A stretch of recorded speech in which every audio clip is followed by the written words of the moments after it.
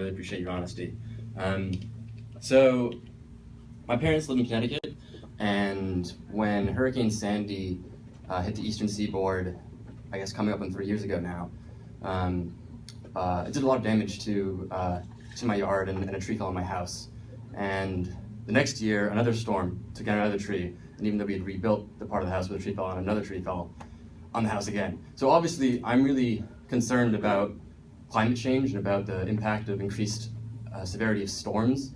And so I'm wondering that because we need to protect our families from the dangers imposed by increased storms from climate change, do you agree with the science that we needed to keep 80% of fossil fuels in the ground to protect our families? No.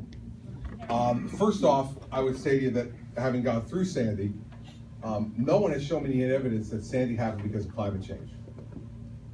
Climate's changing all the time.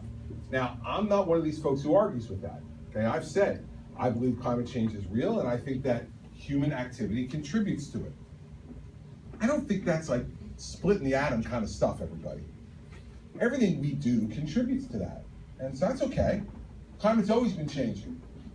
The question is then, what do you do to deal with those issues in a way that helps to make our world safer, not only from storms, but quite frankly, what makes it safer for everyday living, breathing, clean water, all the rest of it.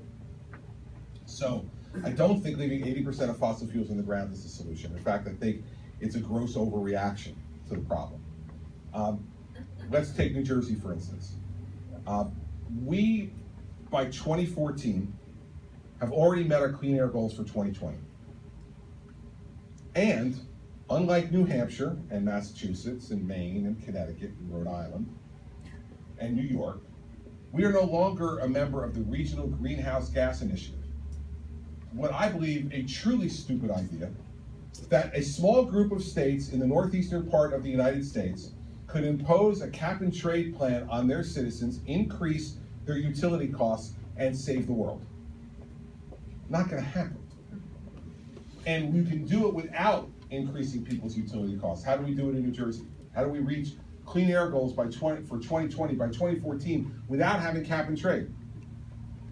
53% of our electricity in New Jersey is generated by nuclear power. 53%. We have to revisit nuclear in this country, everybody. You know,